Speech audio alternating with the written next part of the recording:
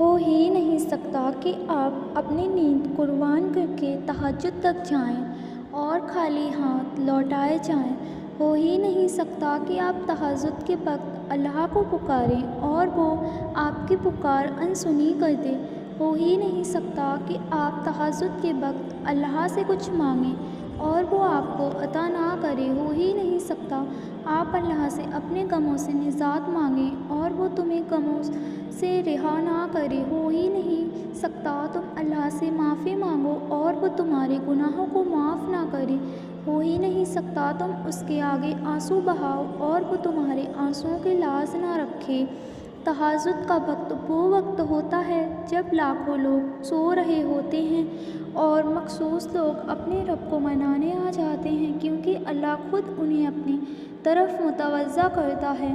اللہ خود انہیں اپنی طرف بلاتا ہے تاکہ خاموش رات میں غور و فکر سے اپنے بندے کو سن سکے۔ جب کوئی راستہ نظر نہیں آ رہا ہو اور اللہ آپ کو تہجد کی راہ دکھا دے تو جان لو وہ تمہیں بہترین سے نوازنا چاہ رہا ہے۔ وہ ہر ایک راستہ بند کر دیتا ہے اور صرف ایک راہ تہجد کی راہ کھول دیتا ہے تاکہ آپ اس سے ہم کلام ہو سکیں، تاکہ وہ خاموشی میں آپ کو سن سکے۔ آپ کا تہجد تک آنا ہی اس بات کا ثبوت ہے کہ اللہ کو آپ سے اور آپ کو اللہ سے محبت ہے۔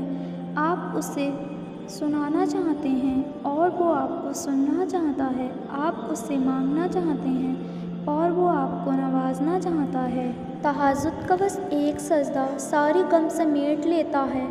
اللہ سے کھلے آسمان تلے بیٹھ کر کی گئی وہ ایک گفتگو قسمت کا پاسا پلٹ دیتی ہے۔ رات کے اندھیروں میں سجدہ ریز ہو کر سنائی گئی وہ خاموش داستاں جسے سننے کے لیے نہ الفاظ ملتے ہیں نہ ہی آواز، وہ داستاں اللہ کو ساری کہانیوں سے زیادہ پیاری لگتی ہے۔ تہجد کی بے زبان دعائیں جب عرش سے ٹکراتی ہیں تو تمہاری اس چپ کا شور ایسے عرش پہ گونجتا ہے جیسے کائنات میں تمہاری آواز کے سوا کوئی دوسری آواز نہ ہو۔